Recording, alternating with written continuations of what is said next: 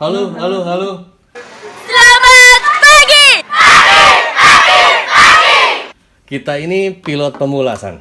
Kita kurang lebih setahun belajar drone mode acro. Dan setahun itu belum seberapa. Kalau sekolah di sekolah apa namanya? Sekolah pilot, tahun pertama itu kita baru pengenalan aja. Gitu. Dan kita belajar kepada para guru. Ini waktu awal-awal kita ini drone Matiin. belajar pakai Visuo tahun 2019, 12 Januari 2019, tahun yang lalu. Kita belajar kepada guru kita, diantaranya ini. Ini Om Joshua Bardwell, ini guru kita. Kata beliau ini ada top 6 FPV drone racing beginner mistakes. Jadi beginner itu pelakuan kesalahan, kan? Itu kata Joshua Bardwell. Terus kata Justin, ini Justin di Drone Camps. Kita juga belajar kepada Justin, terima kasih. Jadi apa namanya? Ada juga kesalahan-kesalahan, dan kesalahan-kesalahan ini dilakukan biasanya oleh pemula karena pemula kan kurang pengalaman. Kemudian ada juga dari Rotor Riot, ini Drew menyampaikan bahwa ada kesalahan-kesalahan yang umum dilakukan, bukan hanya pemula tapi kita juga yang udah agak lama gitu. Terus sebenarnya kalau pemula wajar kan punya kesalahan kan? Wajar nggak menurut Mas San? Wajar. Wajar.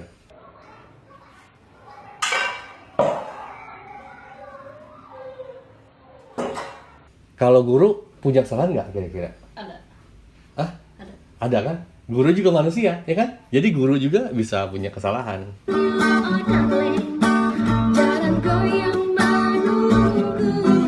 Kita pengen men-sharingkan sekalian introspeksi juga, San, buat kita. Karena kita juga kan men-sharingkan pengalaman kita ke orang. Kita tidak bermaksud nggak mengajari sama sekali, enggak. Karena kata Plato kan nggak mungkin kita tuh bisa ngajari orang. Setiap orang itu, setiap individu itu hanya akan belajar dari pengalamannya sendiri. Kita yang kita sharingkan adalah pengalaman kita. Tapi jangan sampai apa yang kita sampaikan itu mispersepsi gitu, salah gitu. Ya menurut kita ada beberapa kesalahan yang mungkin dilakukan oleh para pendidik, guru gitu ya, yang lebih pengalaman ya. Yang pertama adalah gurunya ini punya tujuan terselubung, San. Misalnya dia niatnya buat dagang. Saya pengen produk ini laku. Jadi dia punya tujuan sebenarnya ketika menyampaikan sesuatu gitu loh. Jadi tujuannya nggak murni untuk menyampaikan informasi, menyampaikan pengetahuan, tapi dia pengen barangnya itu ada yang beli gitu. Itu ada tujuan terselubung gitu. Itu menurut kami itu kesalahan para guru yang pertama. Yang kedua adalah tujuan pembelajarannya kurang jelas. Jadi tujuannya kurang jelas. Nah, kalau kita lihat di proses pembelajaran kita yang formal, katanya kan begini. Ini gambarnya, San. Ini kita itu manusia itu masing-masing unik, San. Keahliannya beda-beda. Maesan, Abang, tetangga, Agis, beda-beda, nggak ada yang sama. Kita analogikan ini misalnya ini monyet, ini penguin, ini gajah, ini ikan nih di dalam akuarium. Ini apa nih? Ya, itu yang di laut. Ini anjing. Guru, ini gurunya, nyuruhnya, dia semua memanjat pohon. Ya kan? Dia mengeneralisir bahwa semua binatang itu sama. Padahal yang bisa manjat pohon di sini cuman ini nih, monyet. Ini ada burung kecil nih. Burung nggak bisa manjat pohon. Burung itu kalau naik pohon terbang. Gitu kan? Ini gajah. Gajah kalau pohon nggak ditaikin, robohin sama dia. Ikan itu di laut atau di sungai atau di air lah begitu. Anjing nggak suka dia manjat pohon, dia sukanya manjat tulang. Gitu. Itu yang kedua. Jadi para guru ini terlalu mengeneralisir gitu. Itu kalau kita salah dalam hal itu bisa membuat orang down gitu. Jadi yang kedua menurut kami guru itu tidak punya tujuan. Tujuannya kurang jelas gitu. Sebenarnya kalau kita mau gali lagi, hobi ini kan main drone ini kita hobi kan. Hobi itu tujuannya apa, San? Hiburan, kesenangan, cerdas itu. Jadi apapun gayanya, setiap pilot, setiap orang, yang penting dia happy gitu kan. Kalau dia enjoy di bidang itu, di gaya dia itu yang harusnya digali, bukan disama-samain, digeneralisir. Karena dengan begitu kalau digeneralisir nanti ya kayak itu contohnya. Nah, kita contohkan juga video ini dari Rotor Riot nih. Ini learn EVP under 24 hours. Ya kalau kita ini kan gak mungkin kan belajar EVP di bawah 24 jam itu gak mungkin. Harus membutuhkan waktu yang panjang gitu loh.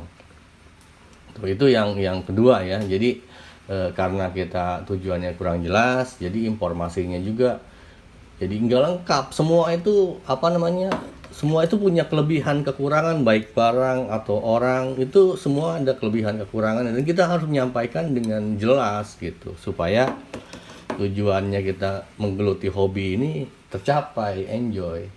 Terus yang ketiga apa, San? Menurut Maisan kemungkinan kesalahannya? Kalau menurut Bapak, yang kesalahan yang ketiga adalah kurang responsif. Ketika ada pertanyaan, dia nggak jawab. Iya kan? Itu misalnya Maisan di sekolah lah. Guru ngejelasin nih. Maisan nggak ngerti. Nanya, guru nggak jawab. Ngerti nggak? Jadi ngerti nggak?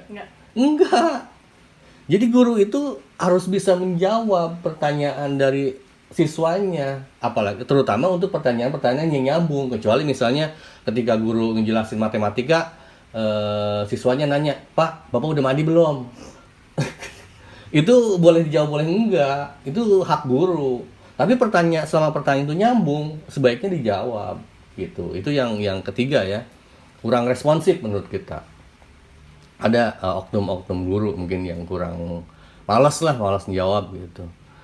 Suatu hari Bunda, ada seekor kelinci sama lebah. Lebahnya galak. gitu. Kelincinya digigit.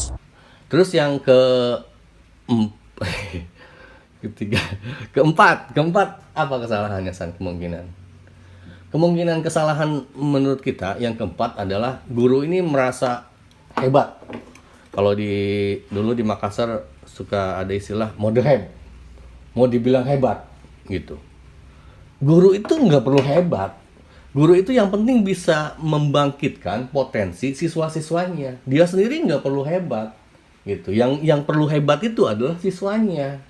Nggak perlu dia menunjukkan, wah saya hebat, saya bisa terbang sekali throttle langsung sampai ke bulan. Nanti yang ini siswanya nggak mau belajar, wah udah down dulu, stres. Gitu. Guru tuh nggak boleh begitu. Guru tuh harus bisa memotivasi siswa-siswanya supaya bisa mengeluarkan kemampuan terbaiknya, bukan show gitu, bukan gaya gitu. Itu menurut kita yang keempat. Kemudian yang kelima, apa kesalahan kemungkinannya? Kemungkinan kesalahan yang kelima itu dia kurang pengetahuan, dia nggak update pengetahuannya. Gitu. Jadi guru itu harus update pengetahuan. Tapi kalau di YouTube pada umumnya guru-guru ini biasanya dia update terus. Karena kan yang dicari yang baru-baru. Sebelum juga udah punya duluan para guru itu gitu. Jadi kalau kesalahan nomor 5 nggak umum. Yang pada umumnya itu yang paling umum kesalahan guru itu ada 4 lah. Yang kelima enggak, mungkin yang 4. Yang pertama itu ada tujuan terselubung supaya beli gitu kan. Semua barang itu nggak ada kok, nggak ada, sepengalaman kita nggak ada barang the best. Manusia juga nggak ada yang the best. Ketika ada yang baik, ada yang lebih baik. Di atas langit ada langit, nggak ada istilah the best. Yang the best itu personal. Kayak kita milih rumah kan. Rumah kita ini terbaik menurut kita karena kemampuan kita segini gitu. Kayak memilih suami, pasangan, istri gitu sama. Terbaik kata kita, kata orang lain jelek, biarin. Karena terbaik atau kita tidak itu personal gitu. Tolong hentikan poligami.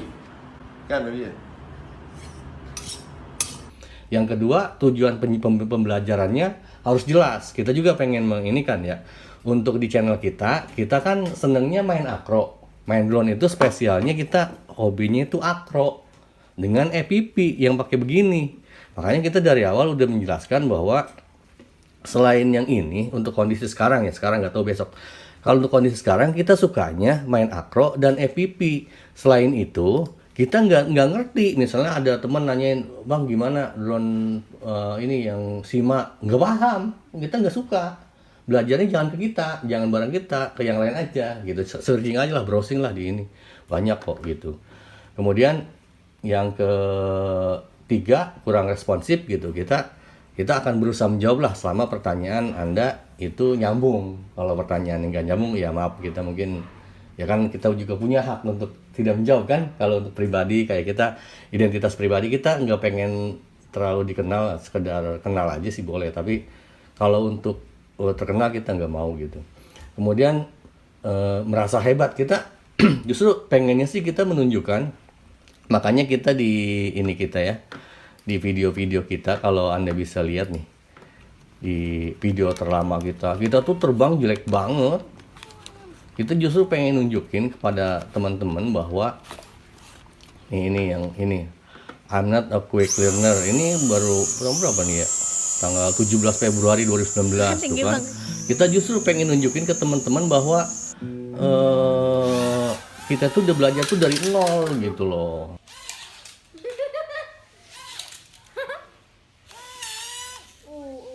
Anda bisa lebih baik dari kita kalau memang punya kemauan. Tapi kalau mau belajar di channel ini khususnya, kita sampaikan bahwa channel ini untuk belajar yang FPV dengan acro mode aja. Kalau yang mode lain, mode step, mode horizon, kita nggak paham. Ada teman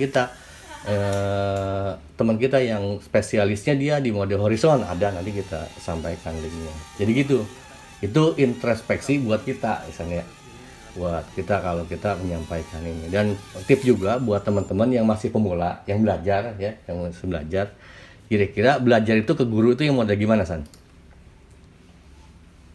Yang kalau muridnya misalnya suka di bidang yang guru itu ajarkan, ya ke situ.